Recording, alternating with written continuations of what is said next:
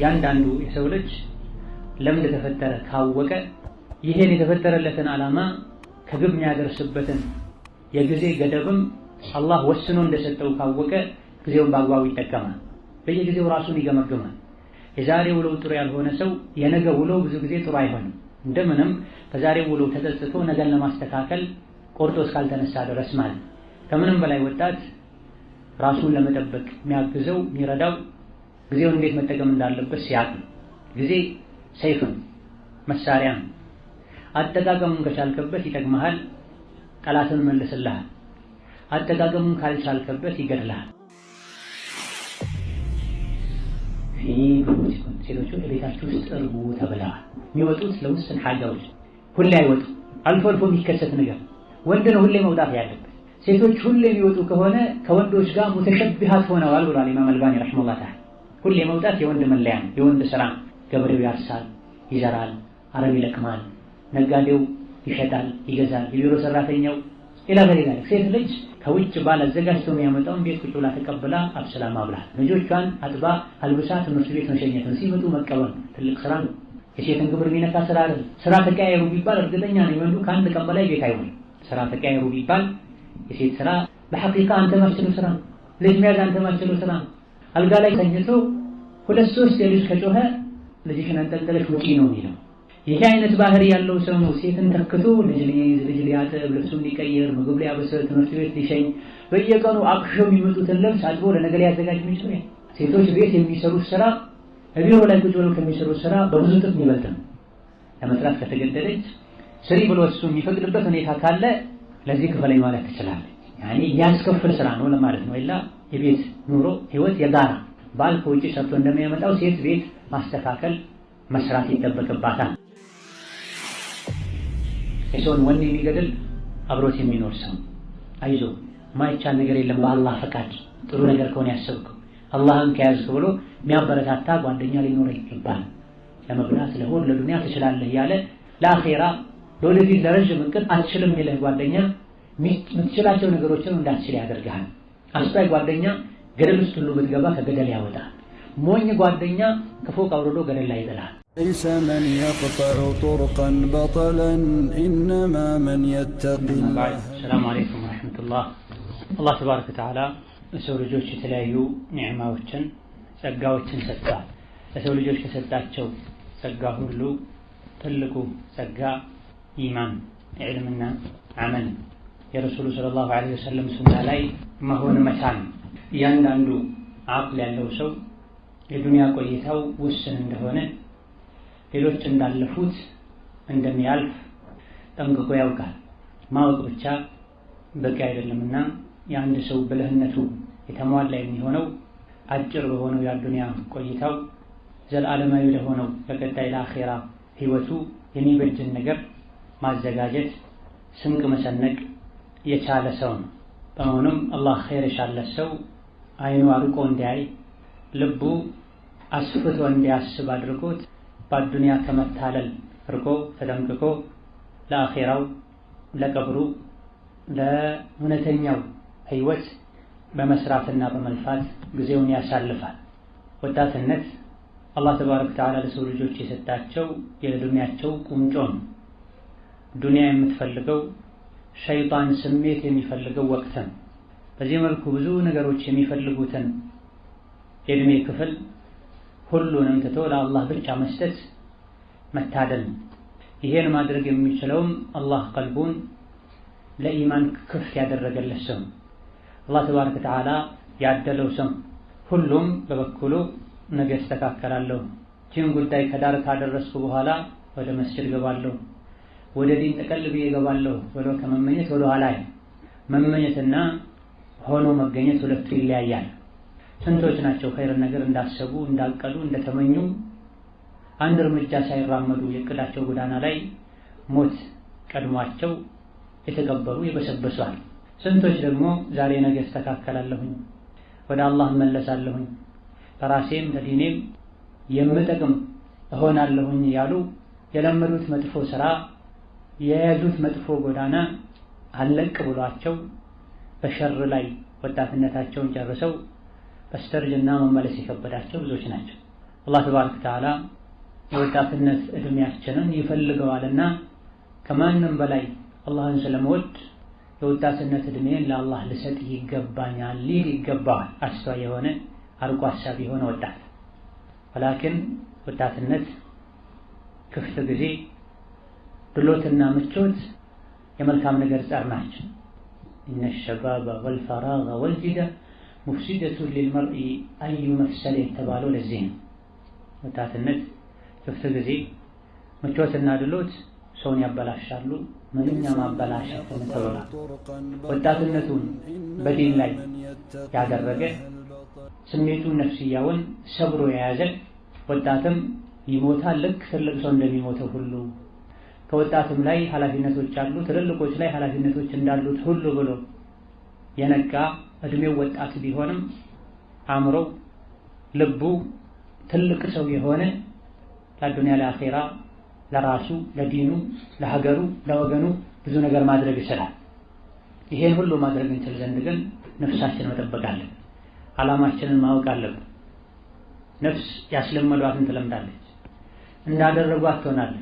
የግድ በየቀኑ 8 ሰዓት 9 ሰዓት መተኛት አለብኝ ብሎ ነፍሱን ያሳመናት ሰው 8 ሰዓት 9 ሰዓት ይተኛል። ቀኑም ላይ እንደዚሁ 3 ሰዓት 4 ሰዓት ማረፍ አለብኝ መዝናናት አለብኝ ያለ ነፍሱ ያን እንጂ ሌላ አትቀበል። አብዛኛውን ጊዜ በዚህ መልኩ ነፍሱን ያጨማለቀ ሰው የቁም ነገር የምር የሥራ ሰዓት ላይ ነፍሱ አትታዘዘው። ዓመቱን ሙሉ በመዝናናት በመጫወት በመተኛት ከጓደኛ ጋር ቁጭ ብሎ በማውራት ዘመን ያመጣውን ሶሻል ሚዲያ በመጠቀም ጊዜውን የሚያሳልፍ ሰው ወርቃማ የሚባሉ የረመዳን 10 ቀናት ሲመጡም ይሄው ነው የሚሆን። ነፍሱ ቶሎ አትታዘው አትመለስ ስላላስለመዳት ነፍሱን ስላልኮተኮታት ይዳ ነፍስን መጠበቅ ራስን መጠበቅ የወደፊት ዓላማን ግብን ከወዲሁ ቀርጾ ከኔ ምንድነው የሚጠበቀው በልቶ ጠጥቶ ሚተኛል ዓላማው ይህ ብቻ ይሆን ምንም ማያውቅ ምንም ሳያውቀው ምን አደረኩኝ ብሎ ራሱን ጠይቆ አንድ ነገር መልስ መስጠት ሳይችል 20 ዓመቱ 30 ዓመቱ 40 ዓመቱ የሚሆን ብዙ ሰው አለ። ዓላማው መብላት መጠጣት ብቻ ይሆን ለዱንያ ብቻ መጨነቅ ይሆን። በአንጻሩ ደግሞ ጥቂት አላህ ያደራቸው በየወሩ በየሳምንቱ በየዓመቱ አልፎ ሁሉ በየቀንና ሰዓቱ ምን ማድረግ እንዳለባቸው አስበው የሚራመዱ ሰዎች ለወሬ ሰዓት የሌላቸው ላሉባልታ ሰዓት የሌላቸው የተለያዩ ሰዎች ማንነታቸው ምንነታቸው ማይታወቅ ሰዎች የሚጽፏቸው ጽሁፎችን ፌስቡክ ላይ ቴሌግራም ላይ ዩቲዩብ ላይ ያገላበጡ ያደመጡ ያነበቡ የሚያቃጥሉት ሰዓት የሌላቸው ቁም ነገረኛ ውስን የአላህ ባሮች አሉ። እንዲህ አይነት ሰው ሊጠቅም የሚችል ለራሱም ሊጠቀም የሚችል በህይወቱም ደስተኛ መሆን የሚችል አያሕሰቡ الإنسان أن يترك سدى ብሎናል። የሰው ልጅ ልቅ ተደርጎ ሊተው ይፈልጋል እንዴ ብሎናል። ያንዳንዱ የሰው ልጅ ለምን ተፈጠረ ካወቀ ይሄን የተፈጠረለትን ዓላማ ከግብ የሚያደርስበትን የጊዜ ገደብም አላህ ወስኖ እንደሰጠው ካወቀ ጊዜውን በአግባቡ ይጠቀማል። በየጊዜው ራሱን ይገመግማል። የዛሬ ውሎ ጥሩ ያልሆነ ሰው የነገ ውሎ ብዙ ጊዜ ጥሩ አይሆንም። እንደምንም በዛሬ ውሎ ተጸጽቶ ነገን ለማስተካከል ቆርጦ እስካልተነሳ ድረስ ማለት ከምንም በላይ ወጣት ራሱን ለመጠበቅ የሚያግዘው የሚረዳው ጊዜውን እንዴት መጠቀም እንዳለበት ሲያውቅ። ጊዜ ሰይፍ ነው፣ መሳሪያ ነው። አጠቃቀሙን ከቻልከበት ይጠቅምሃል፣ ጠላትን መልስልሃል። አጠቃቀሙን ካልቻልከበት ይገድልሃል። አያያዙን አጠቃቀሙን የማያውቀውን መሳሪያ የያዘ ሰው በመሳሪያው የራሱን ነፍስ ከዙሪያው ያሉ ሰዎችን ነፍስ ህይወት ሊያጠፋ እንደሚችለው ሁሉ የወቅትን አጠቃቀም አያያዝ ያላወቀ ሰው በትርፍ ጊዜው በክፍት ጊዜው ራሱንም ይጎዳል፣ ከዙሪያው ያሉ ሰዎችንም ይጎዳል። ስራው ወሬ ይሆናል፣ ስራው ማላ ያዕኒ ይሆናል። በየቀኑ ለእያንዳንዱ ሰው አላህ ተባረከ ወተዓላ በፍትህ በዐድል በእኩልነት ለወንዱም ለሴቱም ለሀብታሙም ለድሃውም ለአዋቂውም አላዋቂ ለሆነውም 1440 ደቂቃዎችን ይሰጣል። እነዚህ ደቂቃዎች አላህ ለአንተ የሰጠህ ስጦታዎች ናቸው። የአላህን ስጦታ እንዴት ነው የምትጠቀመው? በየቀኑ ብር አካውንት ላይ ይገባልሃል።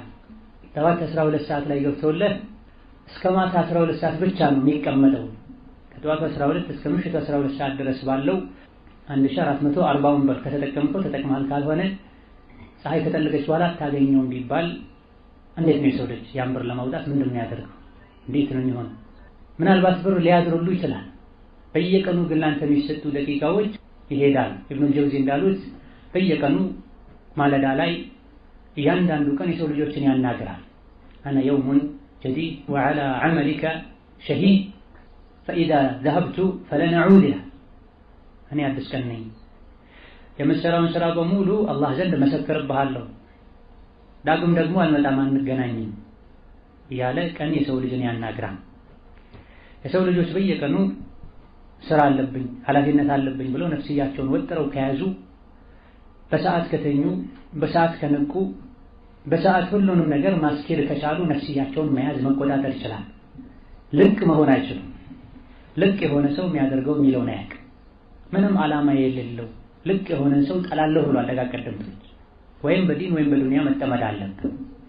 ሙስሊም በማላ ያኒ በማይረባ ነገር በማይጠቅም ነገር ጊዜውን ያቃጥል። በዚህ መልኩ ጊዜውን ካቃጠለ ነፍስያውን ማላ ያኒ ካስለመዳት ለቁም ነገር ጊዜ ነፍስያው እጅ አትሰጠውም። መስገድ እየቻለ ልተኛ ትለዋለች። ቁርአን መቅራት እየቻለ እየፈለገ ሞባይል ጎርጎር ትለዋለች። ወደ መስጂድ ልሂድ እያለ እየፈለገ ቤት ይሻልሃል ትለዋለች። ምክንያቱም ያስለመዳት እግር ዘርግቶ መቀመጥ፣ መጫወትን፣ መቀለድን፣ ዚክር ማለት፣ ዱዓ ማድረግ፣ ቁርአን መቅራት ነፍሱ አልለመደችው። የሰው ልጅ ነፍስ እንደ ህፃን ልጅ ናት። ያስለመዷትን ትለምዳለች። ህፃን ልጅ እናቱ 2 ዓመት ሲሞላው ጡት አቁም ብላ ፕሮግራም አውጥታ ለማስቆም ጥረት እንደምታደርገው ተሳክቶላትም እንደምታስቆመው የሰው ልጅ ነፍሱን ከቆሻሻ ነገር፣ ከመጥፎ ነገር፣ ከውርደት አወጣታለሁ ብሎ ፕሮግራም ከያዘ በየቀኑ መስራት ያለበትን ከሰራ ከጣረ ዱዓ ካረገ ነፍሱ ቀጥ ትላለች፣ ትስተካከላለች። ስለምትስተካከልም ነው አላህ ተባረከ ወተዓላ ቀድ አፍለሐ መን ዘካሃ ወቀድ ኻበ መን ደሳሃ። ነፍስን ማጥራት ማስተካከል የኛ ስራ የሚያሳካው አላህ ነው።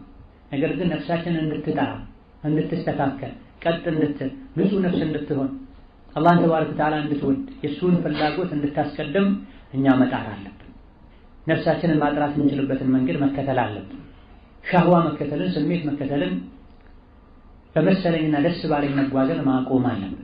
ሀዋውን የሚከተል ሰው፣ ለጊዜው ብቻ ጥሩ መስሎ የታየውን የሚያደርግ ሰው፣ ዲኑ ላይ የሚያሾፍ ሰው፣ የዲኑን ጉዳይ ለነገ ብሎ የሚያዘገይ ሰው ነፍስያው ልትጠራ አትችልም። ወጣቶችን የሚያታልሉ ከመስመር የሚያወጡ ስነ ምግባራቸውን የሚያበላሹ ዓላማ ቢስ የሚያደርጉ ለሀገር ለዲን የማይጠቅሙ የሚያደርጉ ብዙ የሚያበላሹ ነገሮች አሉ። እነዚህን ጸባይ የሚያበላሹ ዓላማህን እንድስት የሚያደርጉ መጥፎ እንቅፋቶችን በሰብር ማሳለፍ ያስፈልጋል። በዋነኝነት ወጣትን የሚፈታተኑ ፈተናዎች 2 ነገር ናቸው። አንደኛው ሻህዋን፣ ሁለተኛው ሹብሃን። ሹብሃ በጥቅሉ ዲን ላይ የሚነሱ ብዥታዎች ማለት አቋም እንዳይኖርህ የሚያደርጉ በየጊዜው ግራም ያጋቡ። ዋናና ትልቁ ሰበቡ ከስር መሰረቱ ጀምረህ ራስህን ዒልም ላይ አለማነጽህ ነው። ከመሰረቱ ጀምሮ ከልጅነቱ ጀምሮ መድረሳ የተመላለሰ መስጂድ ያዘወተረ የልጅነት እድሜውን በቁርአን አሳልፎ ትንሽ ከፍ ሲል ኪታብ የቀራ ከዑለሞች ቅርብ የሆነ ብዥታ ላይ ይወድቅ። የሆነ ብዥታ በተፈጠረ ቁጥር ወደ ዒልም ይመልሰዋል። ራሱ ነገሩን አመዛዝኖ ከብዥታ መውጣት ካልቻለ ከዑለሞች ቀርቦ ተቀራርቦ ተመካክሮ አብሮ ነው እና ያደገው ዑለሞችን ማማከር ይችላል። ዑለሞች ለኛ ሐኪሞች ናቸው። ዑለሞች ለኡማው ጠባቂ ሰራዊቶች ናቸው። የሰው ልጅ አካሉ ሲታመም ወደ ሐኪም ቤት እንደሚሄደው ልቡ ሲታመም ወደ ዑለሞች መሄድ አለበት። ምን እንደሆነ አላውቅም፣ 2 ቀን ነው ሰውነቴ ያተኩሳል፣ ራስ ምታት አለኝ፣ ቁርጥማት አለኝ ብለህ ጤና ለሚያውቀው ሐኪም እንደምትናገረው ሁሉ ዑለሞች ጋር ሄደህ አንዱ እንዲህ ይላል፣ አንዱ እንዲህ ይላል፣ አንዱ እንዲህ ይላል፣ እኔ ግራ ገብቶኛል፣ እስቲ ለአላህ ብለው ያድኑኝ ይንገሩኝ ሐቁን ብሎ ዑለሞችን ጠጋ ብሎ የሚመቻቸውን ሰዓት ይዞ ማማከር ያስፈልጋል። አማካሪውን ዑለሞችን ሳይሆን የራሱን ቢጤ ያደረገ ሰው አብሮ ተያይዞ ገደል ይገባል። እኔ ግራ ገባኝ፣ ምንድነው የሚሻለው? ኺላፍ በዛ፣ ልዩነት በዛ፣ አንዱ አንድ ይላል፣ ሌላኛው ሌላ ይላል። እንደው ምን ይሻላል ብሎ የሚያማክረው አካል ልክ እንደሱ ግራ የተጋባ ነው። ለራሱ ግራ የተጋባ አንተን ቀጥተኛው መስመር ሊያስይዝህ አይችልም። فإذا جاءهم أمر من الأمن أو الخوف أذاعوا به ولو ردوه إلى الرسول وإلى أولي الأمر منهم ለዓሊሙሁ الذين يستنبطونه منهم የሆነ ወሬ በተወራ ቁጥር አዲስ ነገር በተፈጠረ ቁጥር አዳዑ ቢሂ ያን ነገር ያሰራጩታል አለ። እንዲህ አልነበረ ማድረግ ያለባቸው። ወደ አዋቂዎች ወደ ዑለሞች ሊመልሱት ግራ ያጋባቸውን ነገር በጅ ያለባቸውን ነገር ወደ ዑለሞች ሊመልሱ ይገባቸዋል። ይሄም ቢያረጉ ነገሮችን በጥልቀት የሚመረምሩት መልሱን ይሰጧቸው ነበር ብላ። ስለዚህ የብዥታ ግራ የመጋባት አርአያ ማጣት የመደናበር መፍትሄው ዒልም ነው። ዒልምን በሁለት መልኩ ማግኘት እንችላለን። አንደኛ ከልጅነት ጀምረን አንገታችንን ደፍተን በመቅራት መሰረታዊ የሚባሉ የዲን እውቀቶችን በመጨበጥ ዒልም አግኝተን ብዥታ በመጣ ቁጥር ወደ ግራ ወደ ቀኝ ማለትን እንተዋለን፣ መጽናት እንችላለን። ይሄን እንኳን ከልጅነት ጀምሮ ያላገኘ ሰው ከጊዜ በኋላ ወደ ዲን የተቀላቀለ ሰው ለመቅራት ጥረት ከማድረግ ጋር አዳዲስ ነገሮች በተፈጠሩ ግራ ባጋቡት ባሸበሩት በረበሹት ቁጥር ወደ ዑለሞች መሄድ አለብን። ዑለሞችን የት ነው ማገኘው? ሐኪም የት ነው የምታገኝ? ሐኪም ቤት ውስጥ አይደለም መጥቶ የሚያከም፣ ወይም ደግሞ ታክሲ እየጠበቅክ መንገድ ላይ አይደለም የሚያከም፣ አሊያ ደግሞ ስልክ ደውላ አይደለም ሐኪምህን መርፌው ጋኝ ልቤን ደሜን ለካልኝ የምትለው ሐኪሙ ካለበት ይላል። ያው ሐኪም ማርተ ወረፋዎችን ሁሉ ጠብቀህ 2-3 ቀን ሁሉ ቆይተህ ሐኪም ጋር ተመላልሰህ ስጋህን ትታከማለህ። ስጋ ቀላል ነው። ባትታከም ሁሉ ብትታመም ሁሉ ዳሩ ሞት። የዲን ችግር የአቂዳ ችግር መጨረሻው ጀነትን ማጣት። ስለዚህ ለዱንያዊው በሽታ ችግር ረጅም ጊዜ ብዙ ገንዘብ እንደምታወጣው የዲኑ የአቂዳውን የኢማኑን የአኺራውን ጉዳይ በተመለከተ ዑለሞች ካሉበት ሄደህ ልታማክር ቀን ከሌሊት ልትቀራ ይገባል። ዱንያን ለመለወጥ እንደምትማረው ተቀጥረህ እንደምትሰራው የቅጥር ስራ አላዋጣ ሲልህ ኬትም ተወዳድረህ በግል ስራ እንደምትጀምረው አኺራህን ለማሻሻል ከዛ በላይ ብዙ አማራጮችን ልትጠቀም ይገባል፣ ልትጥር ይገባል። የሙስሊም ዋና ሀብቱ ዲኑ፣ የህይወቱ ዓላማ ዲኑ። ወማ ኸለቅቱል ጂነ ወልኢንሰ ኢላ ሊያዕቡዱን እንዳለ ሰው ይሁን ጂን የተፈጠረው ለዒባዳ ነው። ሊበላ ሊጠጣ ፎቅ ሊገነባ ድርጅት ሊመሰርት አለ። እነዚህ በሙሉ ለአኺራ ካገዙ መልካም የሚደገፉ ናቸው። ለአኺራ ካላገዙ ከመንገድ ካስቀሩ ሀም ገምህ መብላት መጠጣት ብቻ እንዲሆን ካረጉ ይህ የተወገዘ ይሆናል። ልቅ ተደርገህ ልትተው አልተፈጠርክምና ዱንያዊ ነገሮችን ለአኺራ ጉዞ በሚያግዙ ልክ የተጠቀምክ ዋናው ዓላማህን አኺራ ዲን ልታደርግ ይገባል። እዘን አንደኛው ችግር የሹቡሃት ችግር ነው። ግራም ያጋቡ ሰላም የሚያጡ ነገሮች ወጣቱን ያደናብሩታል። ዛሬ ዲኑ ላይ ጠለቅ ቶሎ ገብቶ ሶፈለወል እየሰገደ ቁርአን እየቀራ ዒልም እየተማረ ይቆያል። ከጊዜ በኋላ የሆነ ነገር ሲፈጠር ከአቅሙ በላይ ሲሆን ሁሉንም እርግፍ አድርጎ ትቶ ሜዳ ለሜዳ ይሽከረከራል። አሊያ ደግሞ አቂዳውን መንሀጁን አካሄዱን እንደ ጨርቅ ይለዋውጣል። ከስር መሰረቱ እምነቱን መርምሮ ፈትሾ ያለመያዙ ምልክት ነው። ነገም ከነገ ወዲያም ሁኔታው አስጊ ነው። አዳዲስ ነገሮች በመጡ ቁጥር ካብለጨለጨው ጋር አብሮ መሆኑ የማይቀር ይሆናል ማለት ነው። ይህ ትልቁ ችግር መፍትሄው ዒልም ነው ብለን ዒልም ለንማር ከዑለሞች ጠጋ ልንል ይገባናል። ሁለተኛው የወጣቱ ችግር ሻህዋን ስሜትን መከተል። የሰው ልጆችን ከአላህ ከሚያርቁ ከአላህ ከሚያጣሉ ነገሮች አንዱ ሀዋን መከተል፣ ስሜትን መከተል። ያ ዳውድ ኢና ጀዐልናከ ኸሊፈተን ፊል አርድ ፈሕኩም በይነ ናሲ ቢልሐቅ ወላ ተተቢዒል ሀዋ ፈዩዲለከ ዐን ሰቢሊላህ ብሏቸው። ዳውድ ሆይ ምድር ላይ ኸሊፋ አድርገንሃል፣ በሰዎች መሃል በትክክል በፍትህ ፍረድ፣ ስሜትህን አትከተል። ስሜትን የተከተልክ እንደሆነ ከአላህ መንገድ ያወጣሃል ብሏቸዋል። ከአላህ መንገድ የመውጣት ችግሩ ምንድነው ካልክ ኢነ ለዚነ የضሉነ ዐን ሰቢሊላህ ለሁም ዐዛቡን ሸዲድ ብሏል። ስሜታቸውን በመከተላቸው ምክንያት ከአላህ መንገድ የወጡ የሆኑት አላህ ዘንድ አሳማሚ ብርቱ ቅጣት አለላቸው፣ ሒሳብን አኺራን በመርሳታቸው ብሏል። ሀዋን ለመከተል ስሜትን ለመከተል ሰበብ የሚሆነው ብዙ ጊዜ አኺራን መርሳት ነው ማለት። አይንህ የፈለገውን የሚያየው፣ ምላስህ የፈለግከው የሚናገረው፣ ጆሮህ ደስ ያለህን የሚሰማው፣ እግርህ ወደ ፈለግከበት ሁሉ የሚሄደው ወደ መጥፎ ቦታ ከሄድኩኝ አላህ ይቀጣኛል፣ መጥፎ ነገር ካየሁኝ አላህ ይቀጣኛል፣ መጥፎ ነገር ከተናገርኩኝ አላህ ይቀጣኛል ብለህ ማሰብ መጨነቅን ስታቆም። አማ በእያንዳንዱ ንግግር አላህ ይተሳሰበኛል፣ በእያንዳንዱ እይታ የአይን መርገብገብ መክደን መግለጥ አላህ ይጠይቀኛል የሚል ሰው አይኑ መጥፎ ነው፣ ምላሱ መጥፎ አይናገርም፣ ልቡ ውስጥ ሸር መሰል የሆኑ ነገሮች አይኖሩም። ሀዋ ስሜት መከተል ሀዋ የሚል ስም የተሰጠው ወደ ታች ጀሀነም ውስጥ ስለሚጥል ስለሚወረውር በብዛት ወጣቱን የሚፈታተነው ሻህዋ የአይን የእይታና የብልት ሻህዋ ነው። ወጣቱን ቀልቡን የሚያደርግ ከመስጂድም የሚያርቀው ከጥሩ ጓደኛም ጋር እንዳይውል የሚያደርግ አብዝተህ ከበላህ አብዝተህ ከጠጣህ አብዝተህ ከተኛ ውስጥህ ላይ የሚፈጠር ተፈጥሯዊ ፍላጎት ይኖራል።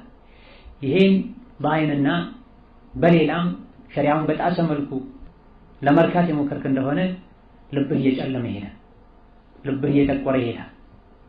ለዚህም ነው ነብዩ ሰለላሁ ዐለይሂ ወሰለም አስቀድመው በሩን ለመዝጋት ከአብዱላህ ኢብኑ መስዑድ በተላለፈው ሐዲስ ላይ እንዳለው ያ ማዕሸረ ሸባብ እናንተ ወጣቶች ሆይ መን ኢስተጣዐ ሚንኩሙል ባአተ ፈልየተዘወጅ ማግባት የቻለ የትዳርን ጣጣ የቻለ ያግባ። ማግባት አይንን ሰበር ለማድረግ በለትን ከሐራም ለመጠበቅ ይረዳል፣ ያግዛል። አይንን ሰበር ለማድረግ ይረዳል። ይሄን ያልቻለ ፈዐለይሂ ቢሶም ጾም ይጹም፣ ጾም መጾም ስሜትን ያጠፋል ብሏል ነብዩ ሰለላሁ ዐለይሂ ወሰለም። ያ ማዕሸረ ሸባብ ነው ትልቅ የወጣት ችግር መሆኑን ስላወቁ ዐለይሂ ሰላቱ ወሰላም አንዱ ወደ ረሱል ዐለይሂ ሰላቱ ወሰላም መጥቶ ያ ረሱላህ ኢዘን ሊ ፊ ዚና አላቸው። ዚና ለመስራት ፍቀድልኝ አላቸው።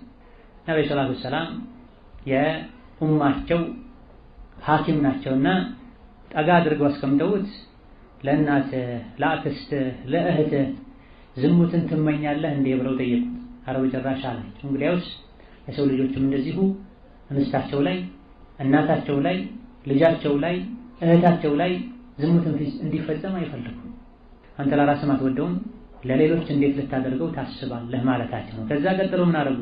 እጃቸውን ልቡ ላይ አስቀምጠው አላህ ሆይ ልቡን አጥራለት ብልቱን እንጠብቅለት አለይሂ ሰላቱ ወሰላም። ችግሩ የሚነሳው ከልብ ነው ማለት ችግሩ የሚነሳው ከልብ ነው። ልብ ደግሞ የሌሎች የሰውነት አካላቶቻችን ሁኔታ ተጽዕኖ የሚያሳድርበት አካል ነው። ሁሌ አይን መጥፎ ካየ ልብ ይታመማል። ሁሌ ጆሮ መጥፎ ከሰማ ልብ ይታመማል። ሁሌ እጅ ማይፈቀድለትን ከነካ ልብ ይታመማል። ሁሌ እግር ወደ መጥፎ ቦታ ከሄደ ልብ ይታመማል። እነዚህ ነገሮች በሙሉ ተደማምረው ልብ ከተበላሸ ከዛ በኋላ እኛ ያስፈለገን ነገር በሙሉ መልካም ይመስለናል። ደስ ያላለን ነገር በሙሉ ዋጅብ እንኳን ቢሆን አርካኑል እስላም እንኳን ቢሆን ይደበረናል፣ መስራት አንችልም። በምን መልኩ ነው ወጣት ከሸህዋ ፊትና መዳን የሚችለው? ረሱሉ ዐለይሂ ሰላቱ ወሰላም ያስቀመጡትን ምክር ተግባራዊ በማድረግ የማግባት አቅም ያለው በማግባት የማግባት አቅም የሌለው በመጾም ሁለቱም ቀላል ናቸው። ዘመኑ የወጣቱ አስተሳሰብ ከባድ አድርጓቸው እንጂ ሁለቱም ቀላል ናቸው። ማግባትም ቀላል ነው፣ መጾምም ቀላል። የኒካህ ፍላጎት ውስጡ ላይ ያለ በሙሉ ለማግባት ካሰበ እቅድ አውጥቶ ከተጓዘ በቀላሉ ማሳካት ይችላል። ፈመን ለም የስተጢዕ ፈዐለይሂ ቢሶም ብላ ማግባት ያልቻለ ይጹም ብላ አደራውን ጾምን ያብዛ ብላ። መጾም ሻህዋውን እንደሚያጠፋለት ስሜቱን እንደሚያበርድለት ተናግራ ከዚህ ውጭ ሌላ መንገድ የለም። ፈላህ ጀነት የሚያገኙ ስኬትን የሚያገኙ ከአላህ ቅጣትና ቁጣ የሚድኑ ትክክለኛ አማኞችን መገለጫ ሲነግረን ወለዚነ ሁም ሊፍሩጅሂም ሓፊዙን ሙእሚኖች ማለት ሙፍሊሖች ማለት ብልታቸውን የሚጠብቁ ናቸው። ኢላ ዐላ አዝዋጅሂም ሚስቶቻቸው ላይ እንጂ ባሪያ በነበረበት ዘመን ከባሪያቸው እንጂ ከዚህ ውጪ ብልታቸውን ከሐራም የሚጠብቁ ናቸው ብለዋል። አስከትሎ ፈመን ኢብተጋ ወራአ ዛሊክ ከሚስቱና የባሪያ ስርዓት በነበረበት ወቅት ላይ ከሴት ባሪያ ውጪ ባለ መንገድ ራሱን ለማርካት ያሰበ የሞከረ እነሱ ድንበር ኃላፊዎች ናቸው ብለዋል አላህ ተባረከ ወተዓላ። ከዚህ አንቀጽ በመነሳት ኢማሙ ሻፊዒ ራስን በራስ ማርካት ታዲያ ደግሞ በየትኛው መንገድ የሰው ልጅ የዘር ፈሳሹን ለማውጣት መሞከር ሐራም እንደሆነ ወንጀል እንደሆነ ኢማሙ ሻፊዒ ይጠቅሳል። አልፎ ሁሉ የእጅ ዝሙት ነው ያሉ ዑለሞች አሉ። እንዲህ አይነትን ተግባር የሚፈጽም ሰው የቂያም ቀን እጁ አርግዞ አላህ ፊት እንደሚቆም ተናግረዋል። እንዲህ አይነት ነገር ሻህዋን ስሜትን ተከትሎ የሚሰራ ነገር ወጣቱ ጋር መብዛቱ የወጣቱ ልብ እንዲታወር ያደርጋል። ልብ መታወሩ የዲንን ህግ እንዲጥሱ ከዲን እንዲርቁ ሰበብ ይሆናል። አብዛኛው ወጣት ከዲን የሚርቅበት መስጂድን የሚጠላበት የዲን ሰውን የሚፈራበት የሚሸሽበት ዋነኛ ምክንያትም ልብ ውስጥ የዲን ፍቅር አለመኖሩ የዲን ውዴታ አለመኖሩ። የሰው ልጅ በተፈጥሮ ደካማ ሸህዋ አሸናፊ ደካማ ከሆነ ሸህዋ ስሜት አሸናፊ ከሆነ ሲጀምር መጠንቀቅ መራቅ ከበሩ መሸሽ ያለብህ አንተ ወደ ፊትና የሚወስድ ወደ ወንጀል የሚወስድህ እይታ ከሆነ እይታህን ገድብ። ለዚህም ነው ወቁል ልልሙእሚኒነ የጉዱ ሚን አብሳሪሂም ለሙእሚኖች ንገራቸው አይናቸውን ሰብር ያድርጉ ያል ነብዩ ሰለላሁ ዐለይሂ ወሰለም ለዓሊ ሆይ አንድ እይታ ብቻ አለልህ እየሄድክ ሳለ አይነ ውስጥ የገባን ልታይ ትችላለህ። ነገር ግን ሁለተኛ ደግመህ ማናት ምን አይነት ናት ምንድነው ብለህ አትይ።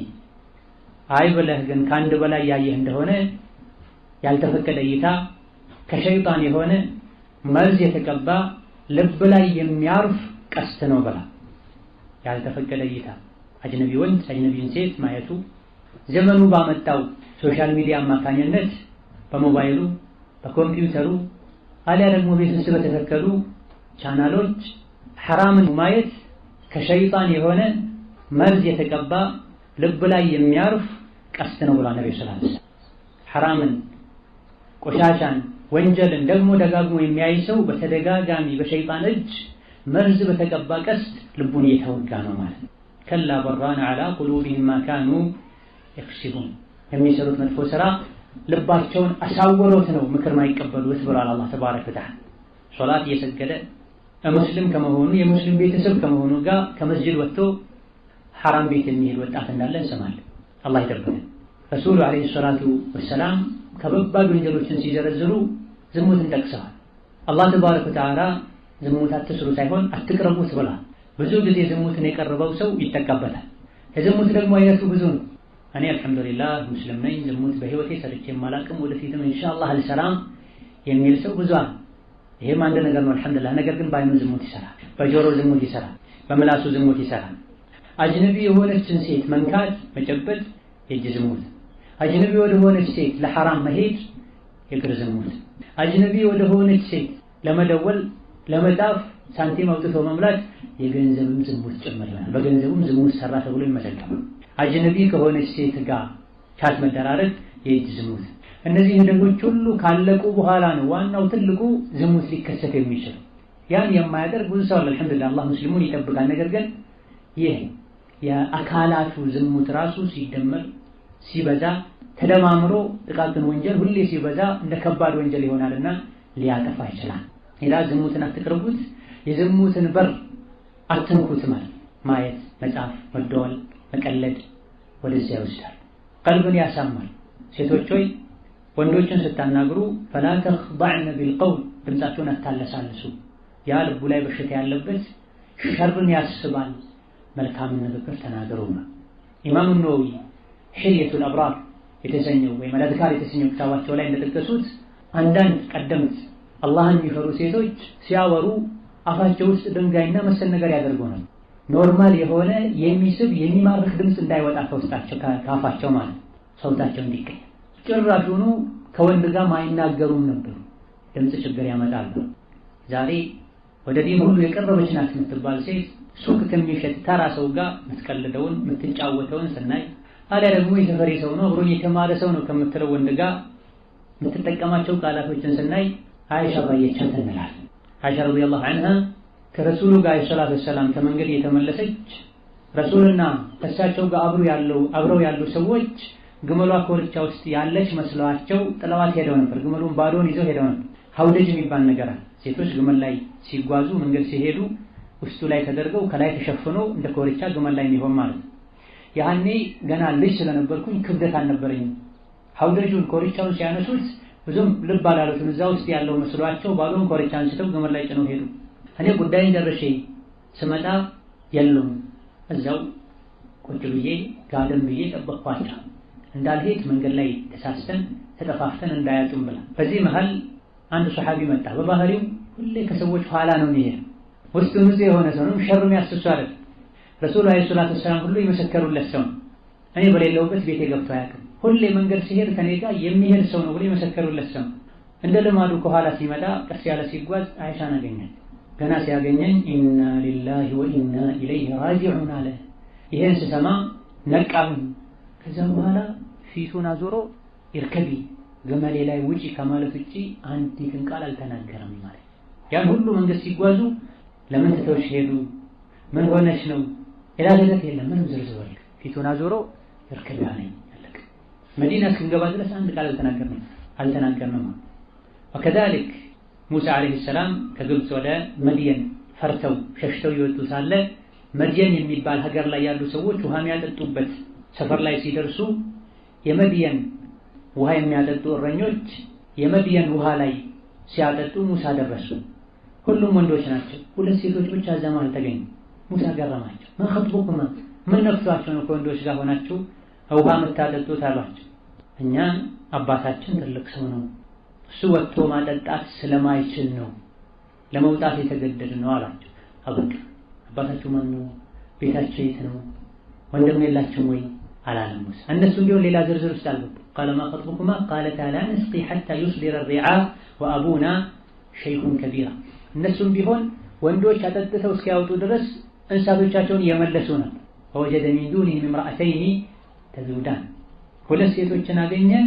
ሁለቱ ሴቶች በጎቻቸው እንዳይቀላቀሉ እየመለሱ ነበር። ለምን እንደ ሌሎች ለቃቸው አብረው አይጠጡም? ሁሉም ለራሱ እየቀዳ ነው የሚያጠጣው። እኛ ከዚህ ሁሉ ሰው ጋር ከወንድ ጋር ተቀላቅለን ማጠጣት አንችልም።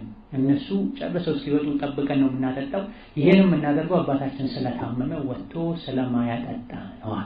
ሙሳ አለይሂ ሰላም አልተናገሩም። ከዛ ስራን የሰሩት ፈሰቃለሁማ ውሃ ቀድተው አጠጡላቸው። ከዛ በኋላ ወደ ጥግ ሄደው ቁጭ አጠጣውላቸው አይደለ ጎበዝ ሰው ነኝ አይደለ እንታወቅ አላሉ ሙሳ አለይሂ ሰላም። ዛሬ እንደሚደረግ ስልክ ስጪ ስልክ የት ነው ማሻአላህ በጣም ጥሩ ሰው ናንተ ሰው ተተባበራለህ ሀከላ ነው ይባል። እነሱም ሀያ አደብ ያላቸው ናቸው። እሱም ሙሳ አለይሂ ሰላም ሀያ አደብ ያለው ሰው ጥግ ሄዶ ቁጭ አለና አላህን የለመነ ረብ ጌታዬ ሆይ ርቦኛል፣ ማንኛውንም ያመጣኸውን ኸይር ፈልጋለሁ። ረቢ ኢኒ ሊማ አንዘልተ ኢለየ ሚን ኸይሪን ፈቂራ። ውሃ ካጠጡላቸው ሴቶች ሳይሆን ከአላህ ነው የፈለጉት። አጠጣውላቸው አይደለም ሰሩኝ ቤታቸው እንግዳኔ ማለት ይችላል። ርቧቸው ከሩቅ ነው የመጡት፣ ደግሟቸዋል፣ ሀገርም አያውቁ ፈርተው ነው የወጡትም እንደው አስጠጉኝ አላሉ። ሴቶችም ቢሆን አደባላቸው። ስላጠጣህልን ና ቤት እንሂድ እንጋብዝህ ከቤተሰብ ጋር እናስተዋውቃለን። ይሄ ዛሬ ጠፍቷል። ሴት ልጅ ቤቷን አጅነቢን ይዛ ትመጣለች። አንዳንዴ ከጀልባ ቁጭ አንዳንዴ ወንድም አባት በሌለበት ሾፌር ነው አድርሶኝ ነው ገብቶ ውሃ ጠጥቶ ይወጣ ብላ አጅነቢ ወንድም ቤት አስገብታ ውሃ ታጠጣለች። አንዴ አይደለም ሁለቴ ሶስቴ አራት ምሳ አብሉኝ ይላል። መሽቶብኝ አላሳድሩኝ የሚልበት ነው ቀለም ይደረጋል። ፊዕል መተጨባጭ ሸይጣን ባንዴ አይደለም የሚያከፍረው፣ ባንዴ አይደለም ዝሙት ላይ የሚጠራው። መተያየት፣ መጠቃቀስ፣ ፈገግ ማለት፣ መቀራረብ፣ መነካካት እንዲህ ያለ ነው የሚሄደው። ከነበሩትም ፈፍቲሳመቱን ፈመውዒዱን ፈሊቃኡ እንዳሉ ሙሳ አለይሂ ሰላም ከአላህ ፈለጉ። አላህ ሰላም ሰራ። ቤት ሄዳ ለአባቷ ያለውን ነገር ተናገረች። አንዷ አባት ስራውን ሰራ፣ ወንድ ከወንድ ጋር መነጋገር ያለበት። እንግዲያውስ ውለታ እንክፈለው ሂዱ ጥሩታል። አባቴ ሌላ ነው ሹዐይብ። አንደኛዋ በሐያ በአደብ መጣች። ፈጃአቱ ኢሕዳሁማ ተምሺ መሺ ማለት በእርጋታ መራመድ ማለት አረብኛ ላይ ኢዛ ሰሚዕቱሙል ኢቃመተ ፈምሹ እንዳሉት ኢቃማ ስትሰሙ ረጋ ብላችሁ ሂዱ እንዳሉት ነብዩ ሰለላሁ ዐለይሂ ወሰለም። ሴት ልጅ ባካሄድ እንኳ ሸሪዓ ያስቀምጠላት አደብ አለ። ሆን ብለው ለመፈተን ብለው ሰውነትን የሚሰባብር የሚያወለጋግር አይን ውስጥ የሚያስገባ እርምጃ የሚራመዱ አሉ። ኢማናቸው የሳሳ ሸይጣን የተጫወተባቸው ፈላ የضربن بأرجلهن ليعلم ما يخفين من زينتهن ብሎ አላህ አስቀድሞ ከልክሏል። ሴቶች ሲራመዱ እግራቸውን እንዳያስጭሁ እግራቸው ላይ ያደረጉት ጌጥ ድምፁ እንዲሰማላቸው ብለው ከዚሁ መነሳት ዑለሞች ሴት ልጅ ታኮ ከፍ ያለ ጫማ ማድረግ ይጠላል ለሷ መክሩህ ነው ብላ። አንደኛ ድምፅ ሊያወጣ ስለሚችል፣ ምክንያቱም ከሷ ቁጥጥር ውጪ ነው የሚሆነው፣ አይታዘዛትም ታኮ ረጅም ከሆነ ወፍራም ከሆነ ማለት። ሁለተኛ ታኮ ከፍ ባለ ቁጥር ሴት ልጅ ራሷን ጠብቃ መራመድ አትችልም። ከሷ ቁጥጥር ውጪ የሆነ የሚንቀሳቀስ ታኮ የሚያነጥር የሰውነት አካል ይኖራል። ይሄ ደግሞ ወንድን ይፈትናል፣ ችግር ያመጣል። ፈጃአቱ ኢሕዳሁማ ተምሺ ሷሊሕዋ ረጋ ብላ የተራመደች መጣች። በሌላኛው ወቅፍ ፈጃአቱ ኢሕዳሁማ ተምሺ ዐለ ኢስቲሕያ ሐያ በተሞላበት መልኩ መጣች። ሴት ልጅ እርምጃዋ ሐያ ሊኖረው ይገባል። በተለይ ወንዱ ላይ ፈተና ደርሳለሁ ብላ ምትፈራ ከሆነ ማለት ተምሺ ዐላ ኢስቲህያ ረሱል ሰለላሁ ዐለይሂ ወሰለም እናንተ ሴቶች ሆይ የመንገዱ መሃል አይፈቀድላችሁም አለይኩነ ቢሐፈቲ ጠሪቅ የመንገዱን ዳር ይዛችሁ ሂዱ ብላ ሴት ልጅ የመንገድ መሃል ይዛ ወንድ ከኋላዋ ከግራ ከቀኟ ከቦ እያያት ልትሄድ አይገባም። ሀያ ያላት ሴቴን አታደርግ። እስካሁን ድረስ አንዳንድ ክፍለ ሀገራት ላይ ከፊት ለፊታቸው ወንድ ሲመጣ በተለይ ጥምጣም ያደረገ ትልቅ ሰው የሚመስል ሼክ የሚመስል ሰው ከመጣ ሴቶች ጥግ ይዘው ፊታቸውን ወደ አጥር ወደ ግድግዳ ዞረው ወንዶች ጨርሰው ሲያልፉ ጉዟቸውን ይቀጥላል። ዛሬ ባለንበት በዚህ በፈሳድ በቅድሚያ ለሴቶች ዘመን ይሄ አይታሰብም። ወንድ ከፊት ለፊቴ መጣ ብላ ሴት ልጅ ፊቷን አዙራ አትቆም ኢላ ኢንሻአላህ ረብል ዓለሚን። ወላኪን አቀል ሸይ ረሱል የወጀሁት ቁሙ እንኳ አላላቸውም። ሐጃ ይኖራቸዋል አይቆሙም። የመንገዱን የግራ የቀኝ ጥጉን ይዛችሁ ሄዱ ነው ያሉት። ሀያ ያላት ሴት አደብ ያላት ሴት ያሙጫሟን ያስጨሆች ያምሽቶ ተቀብታ የሰውነቷን ቅርጽ የሚያሳይ ልብስ ለብሳ ከወንድ ፊት የተንጎራደረች አትሄድ። ግራ ወይም ቀኝ ጥግ ይዛ ትሄዳለች። ተምሺ ዐላ ኢስቲህያ በሌላኛው ወቅፍ ፈጃአቱ ኢሕዳሁማ ተምሺ ዐላ ኢስቲህያ ቃለት ሐያ ሀፍረት በተሞላበት መልኩ አለቻቸው ለሙሳ አባቴ ስላጠጣህልን ውለታ ሊከፍልህ እየጠራህ ነው አለቻቸው። አበቃ መልእክቷን አደረሰች። ስትናገር ግን በሐያ ነው። ተመልከቱ ድምጿን ያለሰለሰች አውቃ የጨመረች የቀነሰች የሙሳን ቀልብ ለመማረክ ለመስረቅ ያደረገችው አይነት ሙከራ የለም። አባቴ ውለታ ሊከፍል እየጠራ እኔ ነግሬው ነው ማለት ትችላለች። እኛ ልንጋብዘህ ነው አባታችን ጋር ማለት ትችላለች። እንደ ዛሬ አብዛኛው ሴቶች ሐያ አደብ ይጎድላት ማለት ነገር ግን ፊዕሉን ወደ አባቱ አስጠጋችው። አባቴ እየጠራህ ነው። ተመልከቱ ኢነ አቢ የድዑከ አባቴ እየጠራህ ነው። ለምን ሊነጅዚየከም ቃል ልንመነዳሁም ቃል አለችም ሊየጅዚየከ ጀዛ ሊከፍልህ አጅረማ ሰቀይታ ለና ለእኛ ስላጠጣህ ያደረግላቸው ለእነሱ ውለታውን ከአባት ነው መውሰድ ያለብን። ለሴት ልጅ በተደጋጋሚ ሀዲያ መስጠት ካርድ መላክ ሴት ልጅን ደግሞ ደጋግሞ የደውሉ መጠየቅ ቀልብ እንዲሰረቅ ያደርጋል። ሴቷን ለትዳር የምትፈልጋት ከሆነ አባቷን ሄዳና ወንድሟን ሄዳና ወደ ቤተሰቦቿ ሽምግልና ናት። አንተ ግን እንደ ሌባ በጓሮ አጀምረው ጉዳይ ወቅቱ ሳይደርስ ሐራም ላይ ትወድቃለህ። ማይፈቀድልህን አካሄድ ትሄዳለህ። ቤተሰቦቿ የመረጡላት ያስቡላት ጥሩ ካንተ የሚሻል ሰውን ልታሳጣት ትችላለህ። አሊያ ደግሞ ከቤተሰቦቿ ታጣላታል። ሴቷም እንደዚሁ ከማይሆን ሰው ቤተሰብ እውቅና ካልሰጠው ሰው ጋር ቤተሰብ ካልገመገመው ሰው ጋር አንድ እርምጃ አትራመድ። መናገሩ መጻጻፉ መደዋወሉ መቀራረቡ በዚህ ዓላማ ከሆነ ቅድም ያለው ዝሙት ውስጥ ያስገባል። ምን ችግር አለ? እንጋባ ነው፣ ቃል ተጋብተናል፣ ቤተሰብን ፈቅዷል። ኒካህ እስካልታሰረ ድረስ ነገ ከሰዓት ሊታሰር ዛሬ ተገናኝቶ ማውራት መነካካት መደዋወል መቀለድ አይቻልም። በሸሪዓው መሰረት አንድ ወንድ ከማግባቱ በፊት ይታይ ተብሏል። ቤተሰብ አስቀምጦ ሶስተኛ ወገን መሀላቸው ላይ ኖሮ ሸሪዓው ተጠብቆ ሻሂድ ሴት ልጅ በንግግሯ በእርምጃዋ ባለባበሷ አደብ ሐያ ሊኖራት ይገባል። ወንዱም እንደዚሁ ሴት ልጅ ጠበብ ያለ ልብስ አትልበስ፣ ሽቶ አትቀባ፣ እንዲህ አታድርግ እንደሚባለው ሁሉ ወንዱም አለባበሱ ላይ አላህን ሊፈራ ይገባል።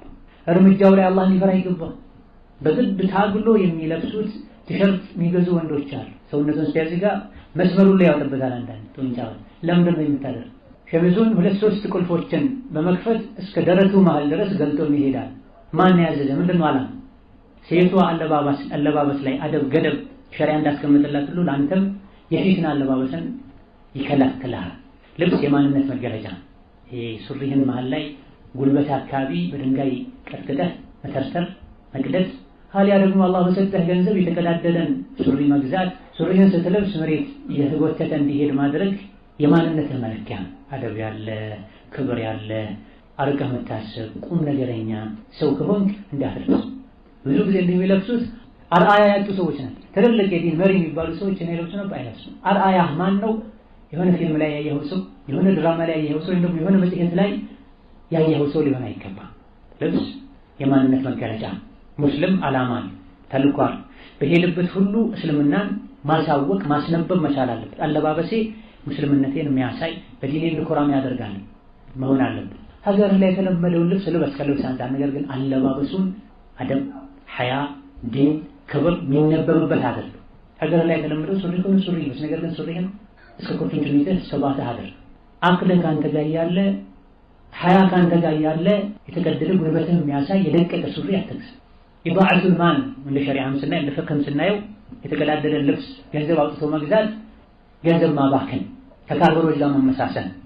ወሃሉማ ጀራ ወሀከዛ ሴቷም ሒጃብ በምታደርግበት ጊዜ ሒጃቡ የስም ሒጃብ ሳይሆን የሸሪዓ ሒጃብ ሊሆን ይገባል። ሰፊ ሊሆን ይገባል። ከለር መሆን የለበትም፣ ወጥ መሆን አለበት። ዥንጉርጉር መሆን የለበትም። ወከዛሊክ ሰውነቷን ቅርጽ የሚያሳይ መሆን የለበትም። ልክ ወንዱ ጋር ያለው አይነት ችግር ሴቶችም ጋር ገና ሲያሰፉት ጉርዱን አላባሹን ሰውነታቸውን ጥብቅ አድርጎ እንዲይዝ ታስቦም ያደርጓል። ይሄ ግልጽ የሆነ ሸሪዓን መጻረር ወላ ተበረጅና ተበሩጀል ጃሂሊየት ኡላ ብላ የትኛውም ሴት የምትለብሰው ልብስ ዒባዳ መሆኑን ልታቅ አላህ ባዘዛት መሰረት ለመልበስ ልትጥር ይገባል። ሒጃብ ባህል አይደል፣ ዓዳ አይደል። ከቤተሰብ እንደለመድኩት ለብሳለሁ አይባል። ቁርአን ሐዲስ ላይ በተነገረው መሰረት መልበስ አለባት። ቁርአን ላይ ሐዲስ ላይ ሸሪዓ ላይ የታሰበው ልበሱት ተብሎ የታዘዘው ልብስ የሴት ልጅ ልብስ ሰፊ መሆን አለበት። ምንም የሰውነቷን ቅርጽ ማያሳይ። እንደ ወንድ ሴት ልጅ ቀሚሷን ትከሻዋ ላይ አጥልቃ መሄድ አይቻልም፣ ከወንድ ይመሳሰላል። ላይ ፀጉሯ ላይ ጭንቅላቷ ላይ ነው ማድረግ ያለባት። ፀጉሯ አንስቶት ትከሻዋን ሌላ ሰውነቷን እንዲሸፍንላት ቅርጹን እንዳያሳይ ተብላ። ወከዛልክ ረጅም መሆን አለበት። ወንዱ እስከ ተረከዙ ጭምር ሸፍኖ ይሄዳል፣ ሴቷ እስከ ባቷ ገልጣ ትሄዳል። ረሱሉ አለይሂ ሰላቱ ወሰላም ያለው ወንዶች ልብሳቸውን አንሱ፣ ሴቶች ልብሳቸውን ልቀቁ ነበር። ወንዶች ልብሳቸውን አንሱ፣ ከቁርጭምጭሚት በታች ያለውን የሰውነት አካሉን በልብስ የሸፈነ ያለ አግባብ የተሸፈነ የሰውነት አካሉ በጀሃነም እሳት ይቃጠላል ነበር ያለው። ይህን ሲሰሙ ነው የሰሐባ ሴቶች ያ ረሱላህ ታዲያ ሴቶች ሰምን ያድርጉ ከቁርጭምጭሚት በታች ያለ በልብስ የተሸፈነ የሰውነት አካል እግር በእሳት የሚነድ የሚቃጠል ከሆነ ሴቶችስ ምን ይሻላቸዋል ሲሉ አይ ይሄ ሴቶችን አይመለከትም፣ ሴቶች አንድ ስንዝር እንደውም ይጎትቱት አሏቸው። በዚህ መላበቃችን ያ ረሱላህ አንድ ስንዝር አይበቃም፣ ምክንያቱም ስንራመድ እግራችን ልብሱን ያነሳው እግራችን ሊታይ ይችላል አለቻቸው። ይሄን ነብዩ ሰለላሁ ዐለይሂ ወሰለም ዩርኺነሁ ዲራዓን አንድ ክንድ ይጎትቱት ከዚህ እንዳይጨምራል። ከላይ የወረደውን ልብስ አንድ ክንድ አስረዝሙት ነው ልብሱን ራሱ ኢዛሩን እሱን ልብሱን ከፍ ያድርጉትና ከታች ደግሞ ካልሲ ያድርጉለታል። የእግር ቅርጽ መታየት አይቀር እግር ላይ ጌጥ የሚያደርጉ አሉ። በተለይ ልብሱ ራሱ ከእግር አልፎ መውረድ አለበት። ይቆሻል ይነጀሳል ሲባሉ አንድ ቦታ ላይ ቢቆሽ ሌላ ቦታ ላይ አፈር ላይ ሲጎተት ይጸዳል ብላ። እንዴት ነው ታዲያ ግን አድርጋ ሴት የምትንቀሳቀሰው? ሲጀምር ሴት ልጅ ወቀርና ፊ ቡዩቲኩም ሴቶቹ ቤታችሁ ውስጥ እርጉ ተብለዋል። የሚወጡት ለውስን ሐጃዎች ሁሌ አይወጡ፣ አልፎ አልፎ የሚከሰት ነገር። ወንድ ነው ሁሌ መውጣት ያለበት። ሴቶች ሁሌ የሚወጡ ከሆነ ከወንዶች ጋር ሙተሸቢሃት ሆነዋል ብሏል ኢማም አልባኒ ረሂመሁላህ ተዓላ። ሁሌ መውጣት የወንድ መለያ ነው፣ የወንድ ስራ። ገበሬው ያርሳል፣ ይዘራል፣ አረም ይለቅማል፣ ነጋዴው ይሸጣል፣ ይገዛል፣ የቢሮ ሰራተኛው ሌላ ሌላ። ሴት ልጅ ከውጭ ባል አዘጋጅቶ የሚያመጣውን ቤት ቁጭ ብላ ተቀብላ አብስላ ማብላት፣ ልጆቿን አጥባ አልብሳ ትምህርት ቤት መሸኘት ነው። ሲመጡ መቀበል ትልቅ ስራ ነው። የሴትን ክብር የሚነካ ስራ አይደል። ስራ ተቀያየሩ ቢባል እርግጠኛ ነኝ ወንዱ ከአንድ ቀን በላይ ቤት አይሆንም። ስራ ተቀያየሩ ቢባል የሴት ስራ በሐቂቃ አንተ ማችለው ስራ ነው። ልጅ መያዝ አንተ ማችለው ስራ ነው። አልጋ ላይ ተኝቶ ሁለት ሶስት የልጅ ከጮኸ ልጅሽን አንጠልጥለሽ ውጪ ነው የሚለው። ይሄ አይነት ባህሪ ያለው ሰው ነው ሴትን ተክቶ ልጅ ሊይዝ፣ ልጅ ሊያጥብ፣ ልብሱን ሊቀይር፣ ምግብ ሊያበስል፣ ትምህርት ቤት ሊሸኝ፣ በየቀኑ አቅሸው የሚመጡትን ልብስ አጥቦ ለነገ ሊያዘጋጅ የሚችል። ሴቶች ቤት የሚሰሩት ስራ ቢሮ ላይ ቁጭ ብለው ከሚሰሩት ስራ በብዙ እጥፍ የሚበልጥ ነው። ለመስራት ከተገደደች ስሪ ብሎ እሱ የሚፈቅድበት ሁኔታ ካለ ለዚህ ክፈለኝ ማለት ትችላለች። ያኔ ያስከፍል ስራ ነው ለማለት ነው። ኢላ የቤት ኑሮ ህይወት የጋራ ባል ከውጭ ሰርቶ እንደሚያመጣው ሴት ቤት ማስተካከል መስራት ይጠበቅባታል። አሻሂድ ሴት ልጅ ልብሷን በዚህ መልኩ ትጎትት የተባለው የመውጣት እድሏ ጠባብ ስለሆነ ስለማይደጋገም።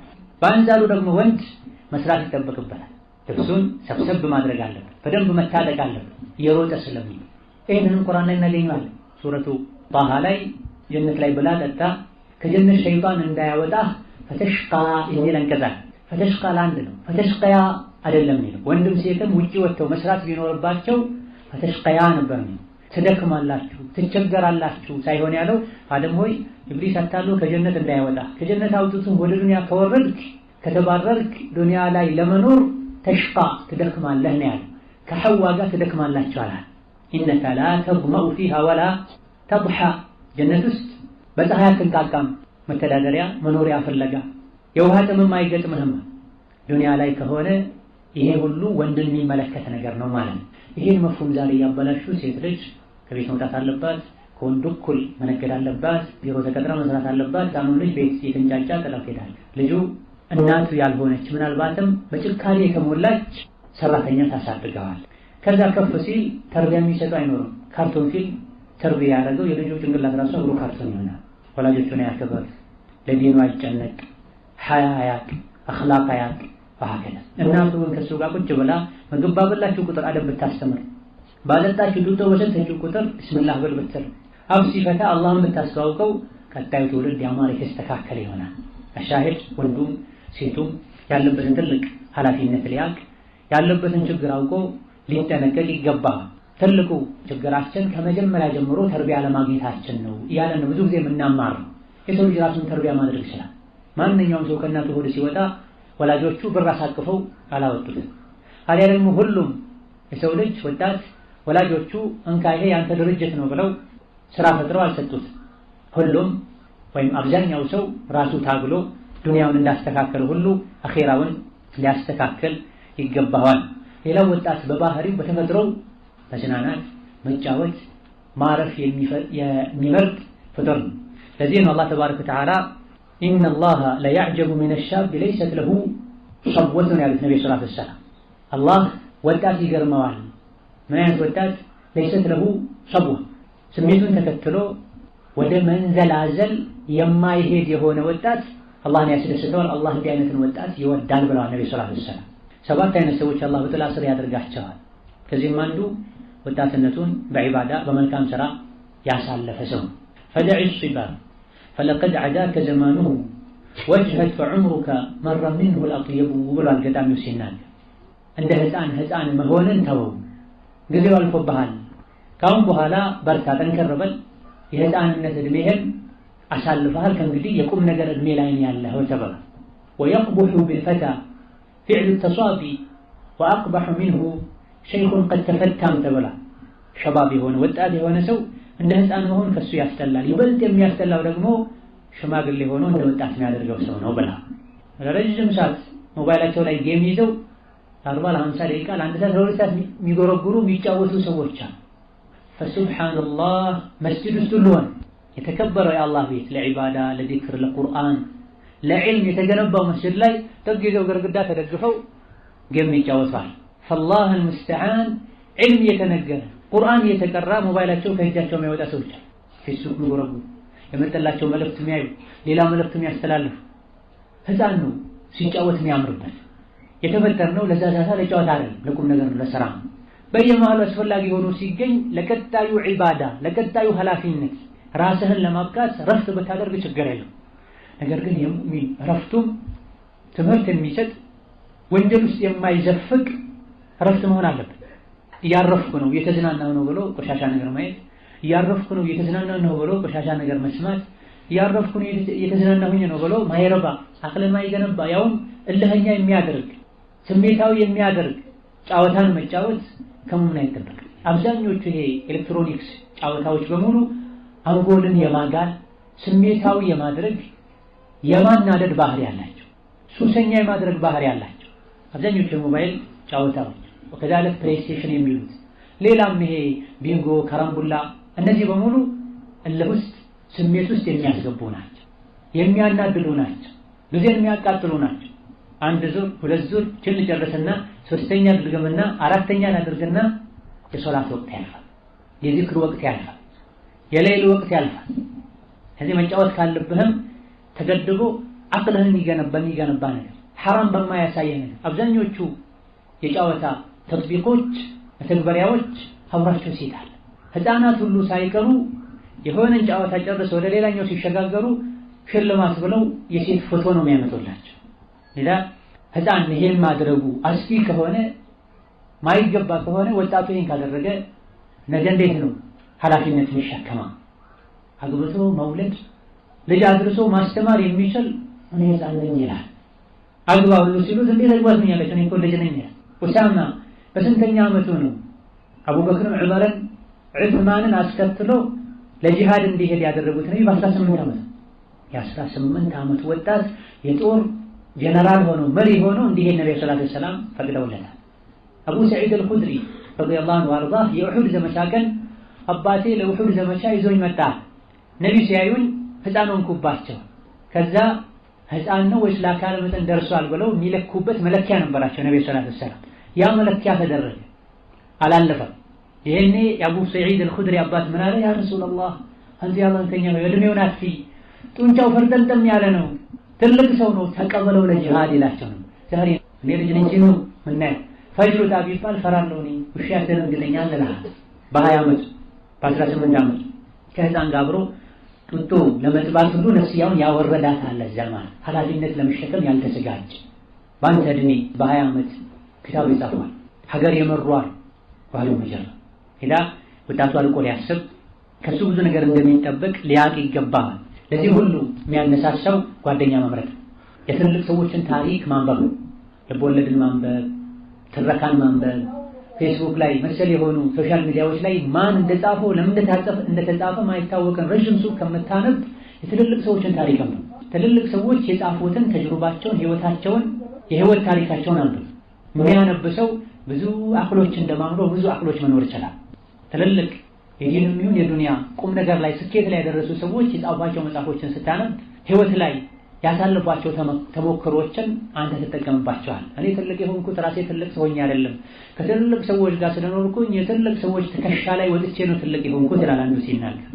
ማንበብህ፣ የትልቅ ሰዎች ታሪክ ማወቅህ፣ ትልቅ ሰዎችን በአካል ባታገኛቸው ኪታባቸውን መጽሐፋቸውን ማንበብህ አንተን ትልቅ ሰው ያደርጋል። እነሱ ከደረሱበት አንተ መቀጠል ትችላለህ። ላኪን አንብብ ከማለት ይልቅ ድንጋይ ተሸከም ብትለው ይቀለው ወጣታል።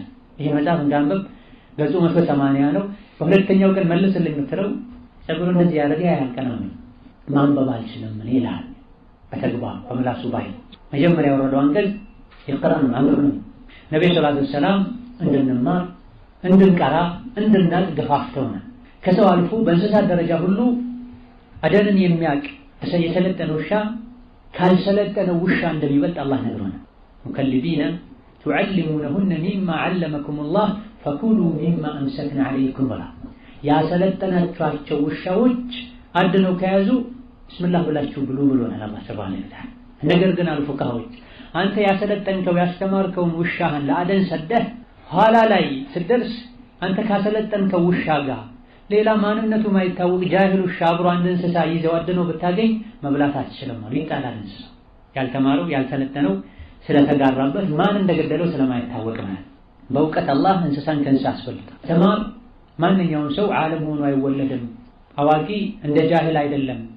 ትልቅ የሚባል ሰው እውቀት ከሌለው የሆነ ችግር ውስጥ ሲገባ መውጫውን አጥቶ ትንሽ ሰው ይሆናል ብላ የዲንም የዱንያ ችግሮች ሲገጥሙ መውጫቸውን ለማግኘት መማር አለብን፣ ማወቅ አለብን። ነጋዴ የሆነ ሰው ሐቁን አኺራውን ዲኑን ከመጠበቅ ጋር የንግድ ጎዳና ላይ ስኬታማ መሆን የሚችልበትን መንገድ ማወቅ አለበት። ጊዜውን ከሰጠው አይት ገበሬ የሆነ ሰው ባጭሩ በቀላል ልፋት ለጥሩ ምርት የሚያበቃ መንገድ ምንድነው መጠየቅ አለበት።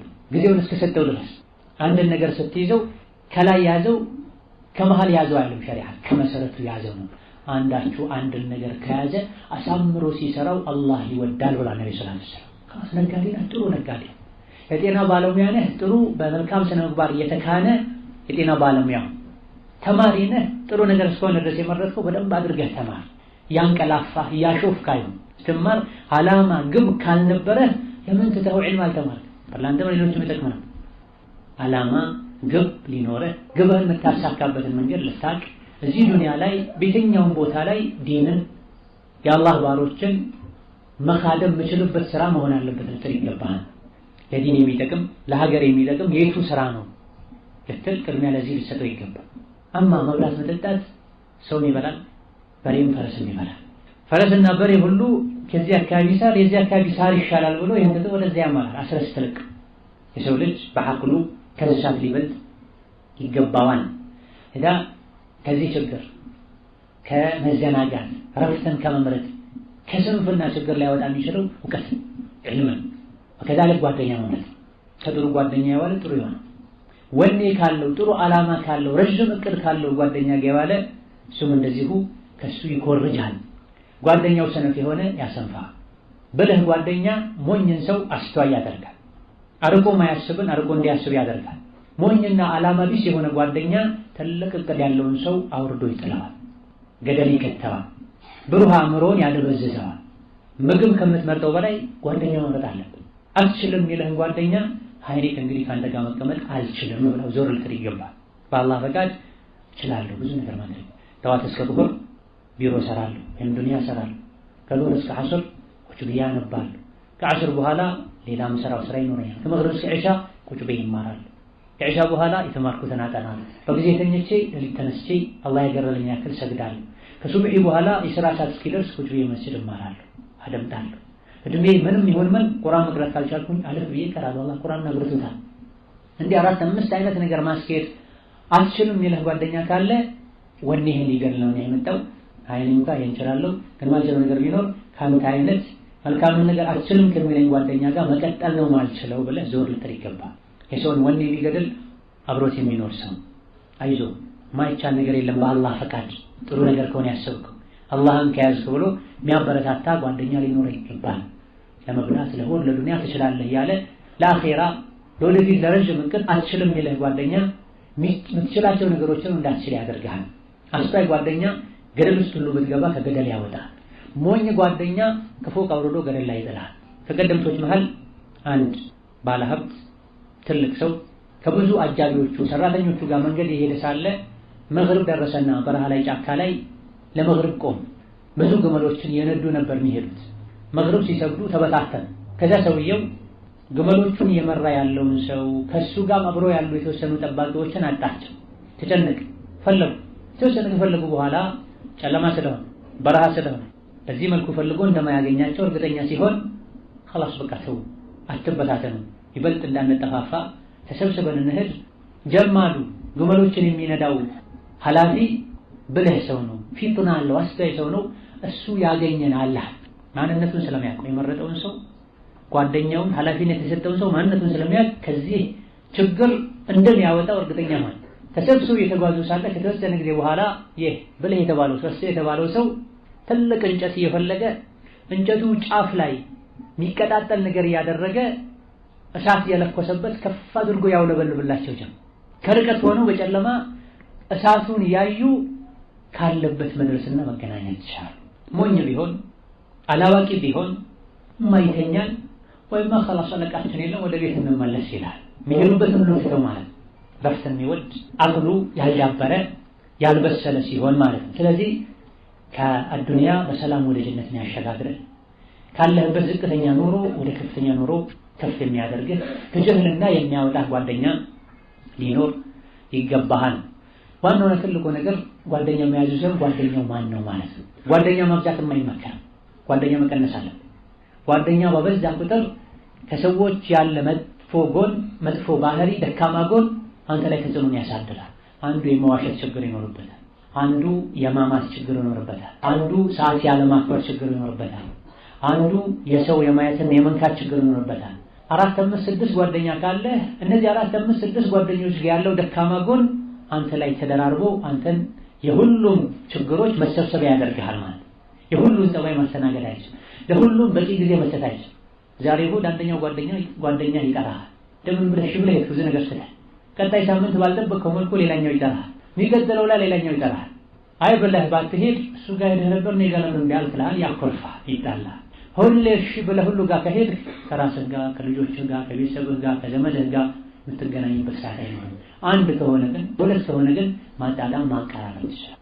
በተለያየ መልኩ የሚመጡብን የወጣትነት ችግሮችን እንዴት ነው መቋቋም የምንችለው?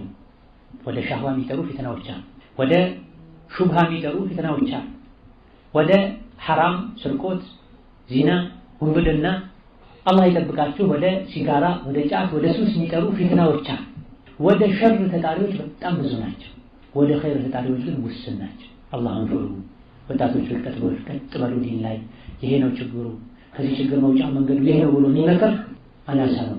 በእኛማ ወጣቱን የሚያታለን ወደ ጥፋት የሚከት በጣም ብዙ ቴሌቪዥኑ፣ ሶሻል ሚዲያው በየቀኑ ልብስ ለብሶ ለወሬ ለሐሜት ለማጋጨት የሚወጣው ሁሉም ወደ ሸር ተጣሪዎች ናቸው። ከዚህ ሁሉ አደጋ ከዚህ ሁሉ ፊትና መዳን የምንችልበት መንገድ ምንድን ነው ያልክ እንደሆነ በመጀመሪያ ደረጃ ዱንያ የፈተና ዓለም እንደሆነች ማወቅ፣ የፈተና አዳራሽ መሰብሰቢያ እንደሆነች ማወቅ፣ ከዙሪያ ያሉ ሰዎችም አብዛኞቹ የፊትና ሰዎች እንደሆኑ ማወቅ። የፈተና አዳራሽ ውስጥ ያለ ዙሪያው ያሉ ሰዎችም የሚፈትኑት መሆናቸውን ያወቀ ሰው ጥንቃቄ ያደርጋል፣ የተጠነቀቀ ይድናል። ባይድን እንኳ አደጋውን መቀነስ ይችላል። አይ ምንም ችግር የለም ሰላም ነው ብሎ የተቀመጠ በጣም ለሱ ቅርቤ ነው የሚለው ሰው ሊያጠቃው ለአደጋ ሊያጋልጠው ይችላል። ስለዚህ በተለያየ መልኩ ሊመጡ የሚችሉ ፈተናዎች እንዳሉ በማወቅ ከፈተና መውጫ መንገዶችን ሁሉም እንደ ፈተናው እንደ አቅሙ እንደ ሁኔታው ማዘጋጀት ማመቻቸት ይችላል። በአከዳ በሁለተኛ ደረጃ ፈተና የሚያመጣውን አኺራዊ ጉዳት ማወቅ። የሰው ልጅ የፈለገውን ካየ የፈለገውን ከሚያይ ጓደኛ ጋር ከዋለ የፈለገውን ከበላ የፈለገውን ከተናገረ ዱንያ ላይ ቀልቡ ይደርቃል። አኺራ ላይ ግን ከዚህ የከፋው እሳት ይጠብቃል። የፈለኩት ሰው ጋር ብውል የፈለኩትን ብናገር የፈለኩትን ብለብስ እንደፈለኩ ብሆን መፍትሄ ነው ነፃነት አለኝ ሊልህ ይችላል። ዱንያ ላይ ሁር ልትሆን ይችላል። አኺራ ላይ ግን እሳት ያስከትልብሃልና ስሜት የመከተል እንደፈለጉ የመሆን የፈለጉትን የማድረግ መዘዝ አኺራ ላይ የሚያስከትለውን ችግር ማወቅ እንድንነቃ ያደርገናል። ስለዛሬ በላው ተጣው ተደሰትኩ ተዝናናው ስሜቴን ተከተልኩኝ ነገስ ሞታል ቀብራን ሲራባን ሂሳብ አለ ምርመራ አለ ያኔ ምን ይወጣኛል ልትል ይገባል።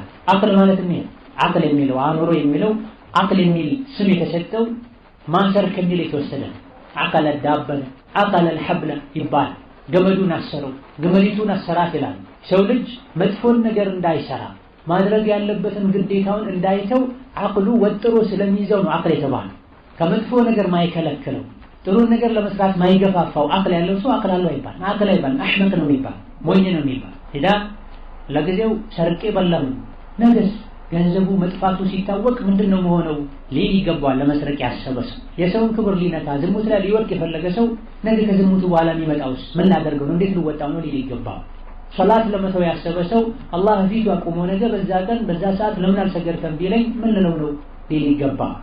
ባህሉ መጃ ስለዚህ የወጣትነትን ፈተና ለመቋቋም ከሚረዱ ነገሮች ማለት አንዱ ዛሬ ፈተና ላይ መዘፈቅ፣ ስሜትን ተከትሎ መሄድ፣ ወንጀልን መዳፈር ነገ የሚያመጣውን ወንጀል መዘዝ ማሰቡ አንድ መፍትሄ ነው። ወከዛልክ ራስን መተሳሰብ ራስን መቆጣጠር። ነፍሴ ሆይ ላንቺ ይህ አይበጅሽም አያዋጣሽም፣ የሰው ልጅ ሆኖ ማይሞት የለም፣ ነገ ሞተን አላህ ፊት እንቆማለን።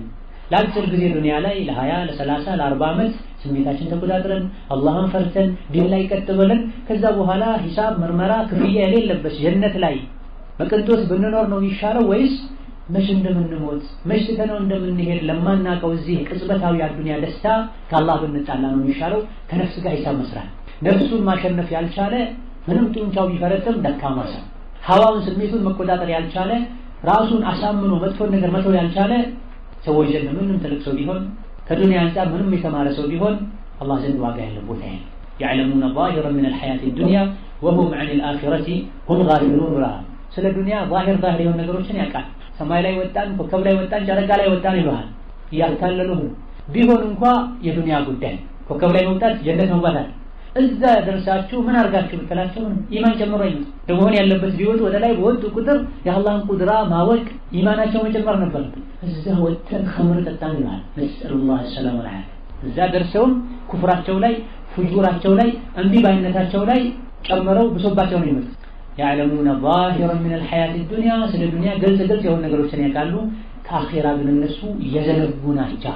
ጠፊ የሆነችው ዱንያ ይሄን ያክል ያወቅኩኝ ዲኔን አለማወቄ፣ ጠፊ የሆነችው ዱንያ ኑሮ ይሄን ያክል የተጨነቅኩኝ ለአኺራ ነው መጨነቄ እስከ መቼ ልትል ይገባል። ነፍስህን ልትከራከራት ተመለሺ ልትላት ይገባል።